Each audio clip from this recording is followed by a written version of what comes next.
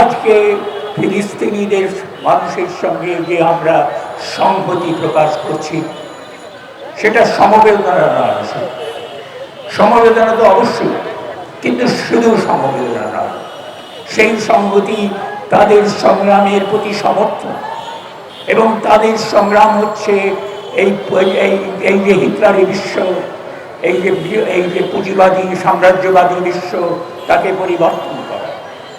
তাদের সংগ্রামটা হচ্ছে যে আজকের যে পৃথিবীতে উন্নতি হচ্ছে, যে উন্নতিতে ব্যক্তিগত সমৃদ্ধি করছে, ব্যক্তি বড় হয়ে উঠছে, ব্যক্তি মালিকানা শক্তিশালী হচ্ছে, তার বিরুদ্ধে যে সামাজিক মালিকানা, সেই সামাজিক মালিকানা প্রতিষ্ঠা।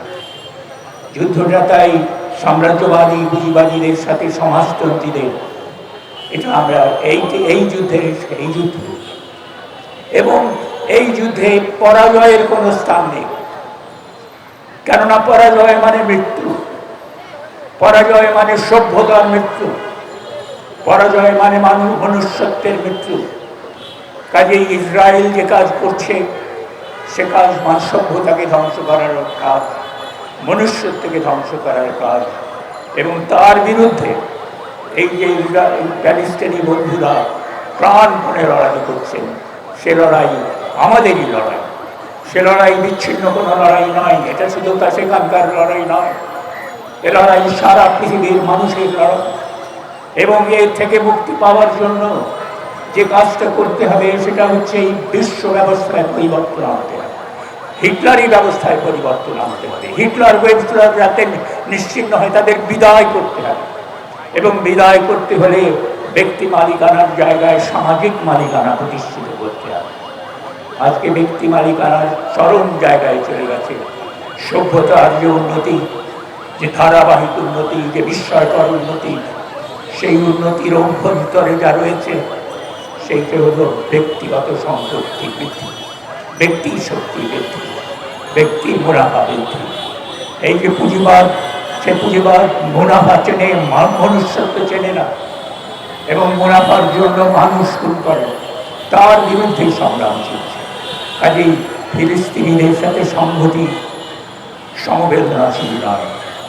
ফিলিস্তিনিদের সাথে সংহতি এই হচ্ছে এই যুদ্ধকে, এই সংগ্রামকে, এই পরিবর্তনের সংগ্রামকে এগিয়ে নিয়ে যাওয়ার জন্য সংহতি। এই পৃথিবীকে বদল করতে হবে, না হলে আমরা এখানে বসবাস করতে পারবো না, মানুষ এখানে টিকতে পারবে না। এবং এই যে আমরা যা শুনছি, কৃত্রিম বুদ্ধিমত্তা আমাদের দরজায় ধাক্কাধাক্কি করছে, সেই কৃত্রিম বুদ্ধিমত্তা যদি ব্যক্তি মালিকানায় চলে যায়, তাহলে ব্যক্তি সেটাকে কীরকমভাবে ব্যবহার করবে, সেটা চিন্তা করাও আমাদের পক্ষে কষ্টকর, প্রায় অকল্পনীয়। কাজেই সংগ্রামটা এখন বিশ্বব্যাপী সংগ্রাম, এবং এই সংগ্রাম হচ্ছে সামাজিক বিপ্লবের সংগ্রাম। প্রত্যেকটা দেশে আজ সামাজিক বিপ্লব প্রয়োজন করেছে। আজকে আমেরিকাতে যে ঘটনা ঘটছে আমরা দেখছি, আমেরিকা একদিন, আব্রাহাম লিঙ্কন একদিন গণতন্ত্রের সংজ্ঞা দিয়েছিলেন, যে জনগণের জন্য, জনগণের দ্বারা পরিচালিত এবং জনগণের স্বার্থে যে রাষ্ট্র, সরকার বলেছেন, আসলে রাষ্ট্র বুঝিয়েছেন, সেটাই গণতন্ত্র। সেইখানে আমরা আজকে দেখতে পাচ্ছি যে এই দুই দল, রিপাবলিকান এবং ডেমোক্র্যাট, তাদের মধ্যে পার্থক্য 19-20 নয়, 19.5 এবং 20 বোঝায়, যে তারা উভয় এই ইসরায়েলকে সমর্থন করে, এই সাম্রাজ্যবাদী আগ্রাসনকে সমর্থন করে, তারা পুঁজিবাদকে সমর্থন করে। এবং এটা এরকম সম্ভাবনা যা আছে যে ট্রাম্পের মতো একটা নিকৃষ্টতম মানুষ আরেকবার আমেরিকার প্রেসিডেন্ট হতে পারে না।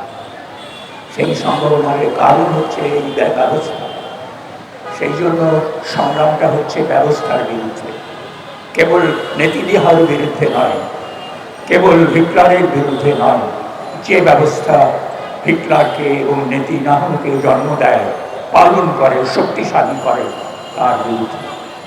এবং যে কথা বললাম, এই যুদ্ধে পরাজয়ের কোনো স্থান নেই। এই যুদ্ধে আমাদেরকে অবশ্যই যুদ্ধে যেতে হবে। আমরা এই সংহতি জানানোর মধ্য দিয়ে সেই সমর্থন প্রদর্শন করছি। বিশ্বব্যাপী পৃথিবী পরিবর্তনের যে সংগ্রাম আজ অত্যাবশ্যক হয়ে পড়েছে, সেই সংগ্রাম এলো খবরের কাগজ, নিখাত, নির্ভীক, নিরপেক্ষ।